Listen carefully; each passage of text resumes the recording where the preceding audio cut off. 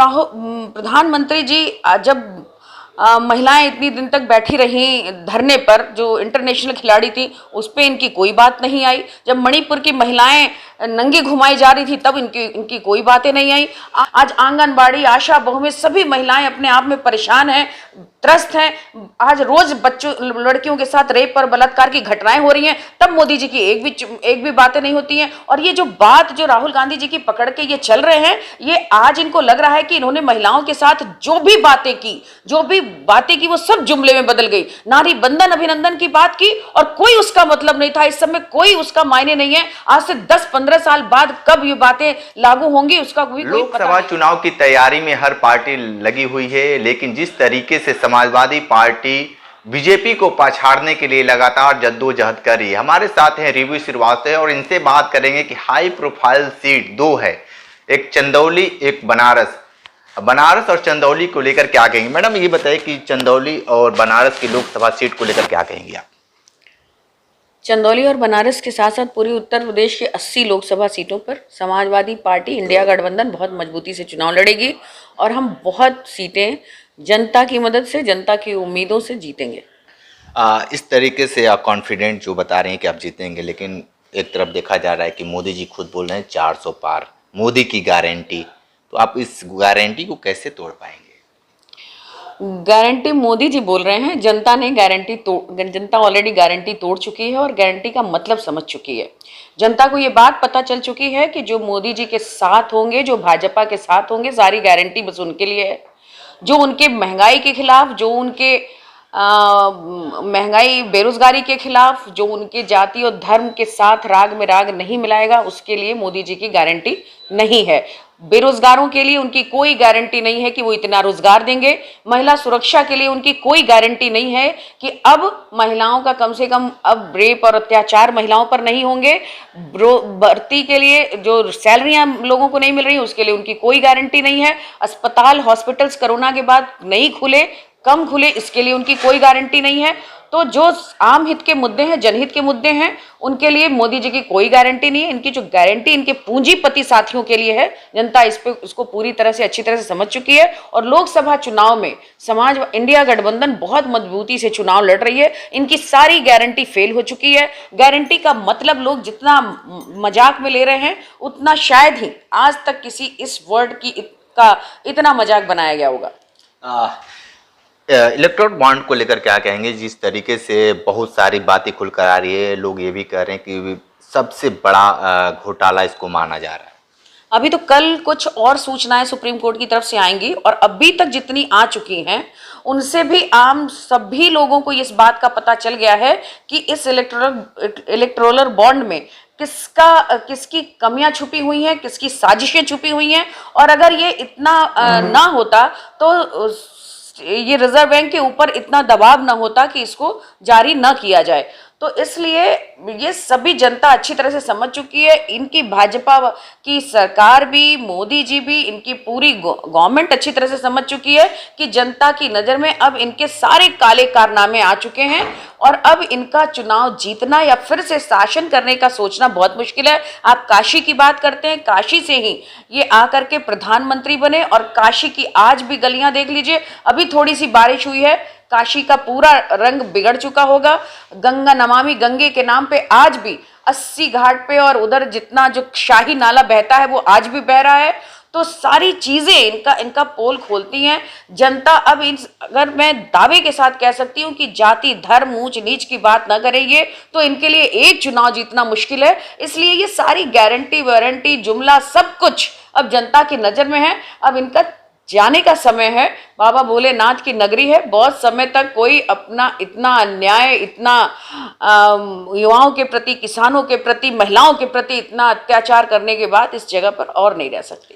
राहुल गांधी के एक बयान को लेकर प्रधानमंत्री लगातार ट्रोल कर रहे हैं कि शक्ति को लेकर बहुत सारी बातें करें कि महिलाओं को और हिंदू धर्म को जोड़कर अब बातें आ रही है, उसको लेकर क्या कहेंगे। प्रधानमंत्री जी जब महिलाएं इतनी दिन तक बैठी रहीं धरने पर, जो इंटरनेशनल खिलाड़ी थी उस पे इनकी कोई बात नहीं आई। जब मणिपुर की महिलाएं नंगी घुमाई जा रही थी तब इनकी कोई बातें नहीं आई। आज जब इतने स्टूडेंट्स जो पुलिस भर्ती में जिनका पेपर लीक हुआ 5 साल में वो भर्ती निकली, इसमें पेपर लीक हुआ और कितने बच्चों ने आत्महत्या कर ली, उस पर इनकी कोई चुप्पी नहीं, इन्होंने कुछ चुप्पी नहीं तोड़ी। आज आंगनबाड़ी, आशा, बहुएं सभी महिलाएं अपने आप में परेशान हैं, त्रस्त हैं। आज रोज बच्चों, लड़कियों के साथ रेप और बलात्कार की घटनाएं हो रही हैं, तब मोदी जी की एक भी बातें नहीं होती हैं। और ये जो बात जो राहुल गांधी जी की पकड़ के ये चल रहे हैं, ये आज इनको लग रहा है कि इन्होंने महिलाओं के साथ जो भी बातें की वो सब जुमले में बदल गई। नारी बंधन अभिनंदन की बात की और कोई उसका मतलब नहीं था, इस समय कोई उसका मायने नहीं है। आज से 10-15 साल बाद कब ये बातें लागू होंगी उसका भी कोई पता नहीं है।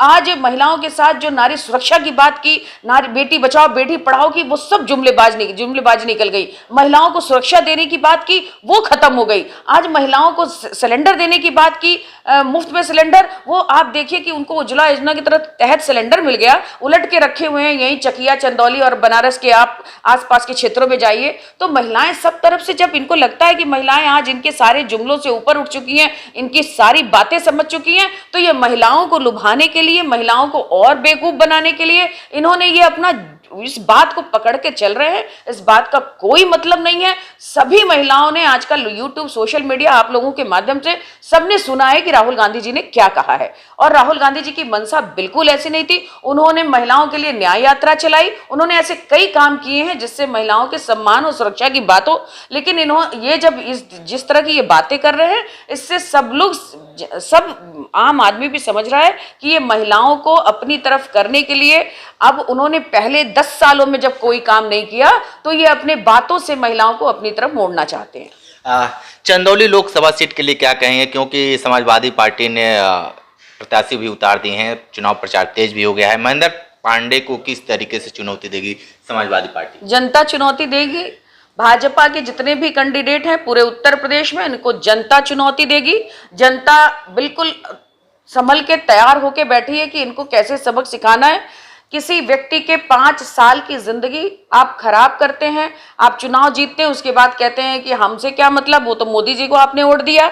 आप चुनाव जीतते हैं और उसके बाद कहते हैं कि आपने भगवान राम को वोट दिया, मुझे थोड़ी वोट दिया। तो जनता आज अच्छे तरह से समझ चुकी है कि जो बात विकास की करेगा, जो उनके हॉस्पिटल, स्कूल और रोजी रोटी की बात करेगा, रोजगार की बात करेगा, उसको वो वोट देंगे। और भाजपा के कोई भी ऐसे नेता, सांसद, विधायक ऐसे नहीं हैं जो विकास और रोजगार की बात करके चुनाव जीते हों। ये केवल धर्म और जाति के आधार पर चुनाव जीते। जनता मन बना के बैठी है कि पूरे 80 सीटों पे चुनौती देने वाली है भाजपा की सरकार को, भाजपा के सांसदों को।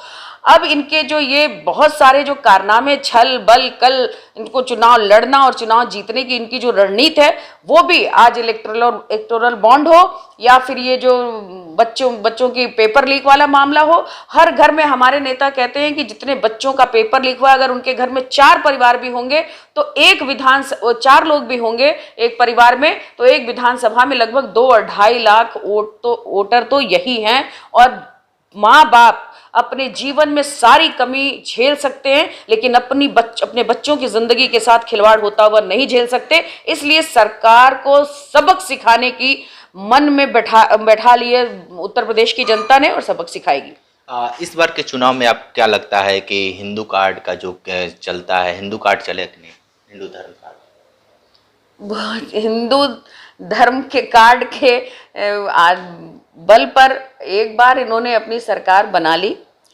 अब इंसानियत की बात करना चाहिए। हिंदू धर्म अपने आप में एक बहुत मजबूत धर्म है।